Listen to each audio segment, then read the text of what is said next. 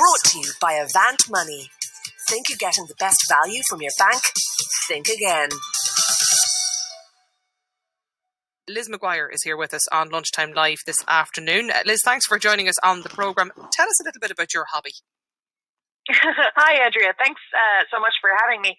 I am a serial pen paler, as I've been called, and I tend to like that title. A serial pen paler. I don't think I've ever heard of one of those before. It's a bit intense when you get it at first, but then you start to wear it with pride. So that's how I feel at the moment, yeah. Okay, so tell us. So you have a pen pal. How did this start? I have about 90 pen pals, actually. 90 of them? Yeah, 90. It's been, since last summer, I have been participating in a very lovely community over on Twitter called the Penpalooza community. That's PENPAL OOZA, so Penpalooza. And that is a pen pal exchange program that was started last summer by a woman out of New York named Rachel Syme. And she saw a need and an interest in pen paling during isolation, and she set up this wonderful exchange. And since then, you know, there's just letters flying around the world. It's wonderful. So this is Penpalooza is a worldwide initiative. It is. And anyone who's listening who'd be interested in learning more, there's a great little website, just penpalooza.com, that has information about how to sign up, how to participate. And basically what happens is you put your information in and you're assigned someone, a complete stranger, to write a letter to. And from there, your information is then given to someone else that they're stranger. So it's a bit like a ladder. You know, you write a letter and receive a letter. It's pretty fantastic. So this was obviously set up then during COVID. You mentioned the need that the organizer of Penpalooza saw at the start of all of this. So is that why you got in touch? Did you just have more, I suppose, free time last year? Yeah, so I actually, I have another hobby, which is I collect vintage love letters, and I do that on Instagram at Flea Market Love Letters. And I've always loved letter writing and that sort of thing, but I've always wanted a pen pal. And, you know, it can be a little bit weird to kind of ask someone on the internet if you want to be a pen pal friend. But the Penpalooza Twitter community is great. You know, you just send a message and say, oh, I saw you tweeted about a book I just read. Well, I send you a letter, and then you get started, and suddenly you have 90. It's a bit intense. Why did you want one, Liz? Why did I want a pen pal? Yeah. So, you know, you're talking about the vaccine rollout and all that sort of stuff. We've obviously been in lockdown for a very long time here in Dublin and Ireland generally. And it's been hard on everybody. And I think that receiving a letter in the door is the best thing that you can have, kind of when you haven't seen your friends or your family for weeks at a time. Having a letter from someone you know, or maybe from a complete stranger is just a little burst of sunshine right in the door. So who do you write to if you've nearly 90 of them? Yeah, so I have a number of pen pals. I've got some in the States, some in Europe, so France and Germany, things like that. But I have a lovely number of Dublin-based pen pals that might be listening now. So nice. I'll just say that it's really wonderful to kind of have someone who's just up the road, as one of them writes her address in the letter. She goes, just up the road. And that's just really lovely to have someone who's, you know, in the same situation and just kind of, you know, keeping in touch in the old-fashioned way of letter writing. And what kind of stuff do you chat about, Liz? Yeah, so it can be all over the place. You can chat about, you know, a lot of us are taking walks. Sometimes I describe what I might see on my morning walk or things like that. But there's really, you know, books you're reading, films you're watching, series you're binging. There's so much really when you sit down to think, you know, what did I do today? A lot of us are saying, oh, I'm doing the same thing over and over again. But really there are little moments that you're quite, you know, that are quite sweet. And you just drop those in a note and then somebody sends you theirs. It's really precious. I've a text in here from a friend of mine who's wondering, do you want another pen pal? Would you like to make it 91? I do. I'm on Twitter, so you can send me a message. I'm at the Liz McGuire, and I actually just this morning send out birthday cards to people who ask for them around the world. So this morning I just sent out the last batch of April cards. So I'll put out a bit as well. If there's any May birthdays coming up, find me on Twitter. I'd love to send you a birthday card. I mean, fair play to you, Liz. I think it's such a lovely thing to do, but I mean, it must be costing you a fortune. Listen, I'll put it this way. I've gotten very good at liking instant coffee. No, but like, how much are you spending on stamps and cards if you're flat out writing to 90 odd people? It's On Post is very reliable with their online deliveries, and I would say I'm probably getting between 3 to 5 books of international stamps a week. So that's about quite a pretty penny, but it's worth it. Yeah. Do you have do you when you're chatting to people over and back? So you're probably chatting to people for now nearly the guts of a year. If you started, yeah, we're coming up on the summer, yeah. And do you have favourites? That's a tough one. I don't have favorites as much as I, have ones that I'll say, oh, that's lovely that, I love her cards or I love his postcards or whatever it is. But I'll be a bit cheesy and say my favorite is probably my niece. So I have a 7-year-old niece in the States, and for Christmas I got her a stationery set. She writes me letters as well, kind of, just they come in the door every couple of months, and it's just, I haven't seen her since last year. So having the letters from her is probably my favorite pen pal. I mean that very genuinely. Like, I think it's a lovely thing to do. I just wonder, where do you get the time though to, like, how frequently would you write to somebody, to the same person?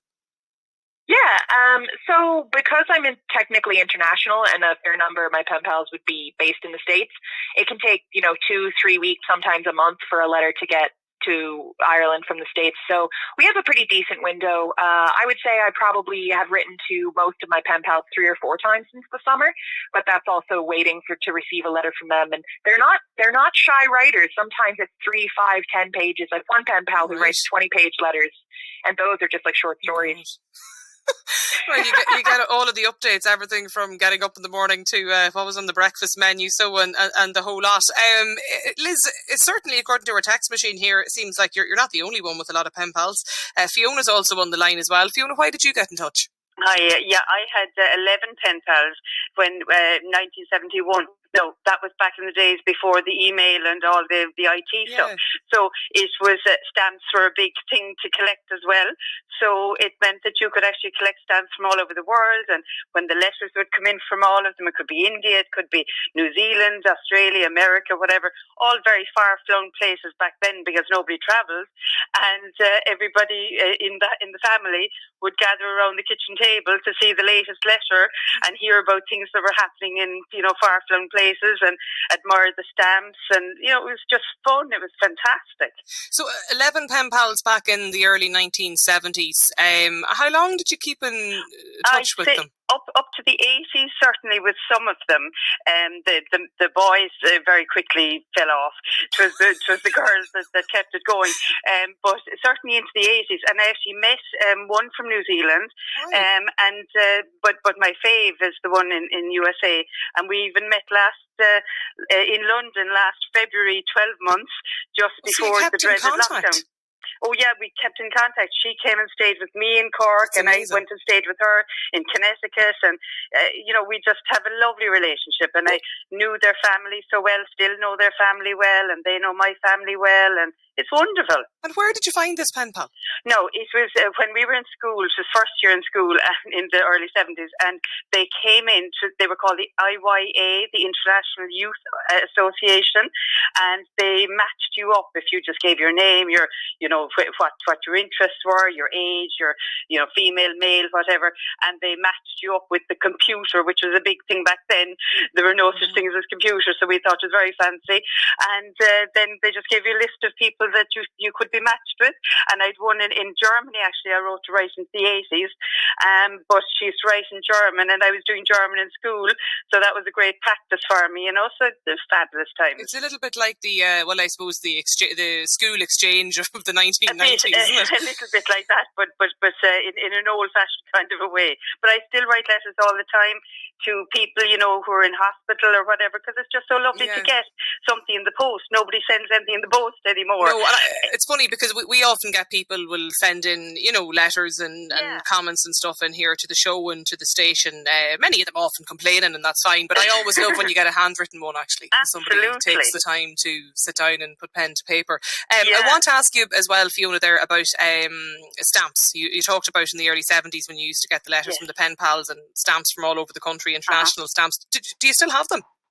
My brother has them. I gave them to him. Well, at least I hope he still has them, because they were actually gorgeous, and some of them could be quite valuable now. Absolutely, yeah. You know, and there were, in fact, not only there, but like not only the pen pals, but other people who were kind of in different Far East kind of places, just friends who were travelling with, you know, doing the Merchant Navy or whatever. They would write so that I would have a stamp as well. So I had lovely stamps from all over the place. You're still with us as well here, Liz. I have a text in here from a listener, 53106. She says, I'd love to be one of her pen pals. How can I get in contact with her? Well, Fiona, it's wonderful to hear, you know, a lot of the people who are pen paling now would echo kind of those wonderful warm feelings you've shared there. And for anybody who wants to get in touch with me, I'm very flattered, but you can find me on Twitter. I'm just at the Liz McGuire, so it's TheLizMaguire. Send me a message. Do you notice a big difference as well, Liz, between, you know, kind of sitting down to send an email or keeping in touch with people on Instagram, or like, you know, you can kind of have conversations with people. We'll say now at the start of the show today, you know, I would say if people want to get in touch with us, they can, you know, you can do it on Twitter and you can use the hashtag Lunchtime Live NT, and there is an engagement that you get from listeners, you know, people with all different views and opinions who'll get in touch with you here on the show. Is there something very different though about actually writing a letter? Is it more personal? Oh, absolutely. Absolutely. You know, I think that with how bad isolation and mental health has been, particularly letter writing is something that a lot of people even say the act of sitting down and writing a letter is sort of a bit like, you know, a meditation, and it centers them. And I can even say, walking to the post box in the morning, sometimes, you know, you might go, okay, I'll go for my walk this morning. I know I will. But when you have a stack of 3 or 4 letters there, you go, I must get those to the post box. So you get up, you get out the door, you get walking, and you have a total different connectivity with someone when you've used pen than when you've typed something out. How do you remember what's going on with all of these 90 pen pals? Like, you know, no, do you ever mix up their stories or? So I have, this is not unusual, but when people, you know, it's a bit like the modern address book. I just have a spreadsheet going with sort of a record of when the letters are coming in and that sort of thing. But I keep, because I have a background in amateur archiving for the Flea Market project, I have little binders that I keep all the letters in. Yeah, I was thinking you have to keep a little bit of a file on people. You know, Andrea, radio, Newstalk, interests. So how would you remember? Well, so I don't go to that level, but I will, you know, I might get a letter in the morning, sit down, open it with my coffee, you know, laugh, cry, have whatever feeling you might get, and then reply to it in the evening or maybe the next day. And I will read it again, because I think it's very important to pay close attention to what people say in their letters. You know, it's not just, you know, send me more letters. I do like to chat to people and connect with people. Pat in Cork says, numerous studies show that personal communication is far more important than wealth or social status for fighting brain degeneration. Another listener in 53106 says, my friend sent me a card that she made using a tea bag that she had used and using natural dyes from where she lives, and her message was, I thought of you and when having this cup of tea. It was absolutely beautiful, so talented, a spiritual person and also a terrific friend. Is there a particular, just finally, type of stationery or anything? I remember I used to have fancy papers when I was a child. Do you have any, you know, go-to stationery set that you use, Liz?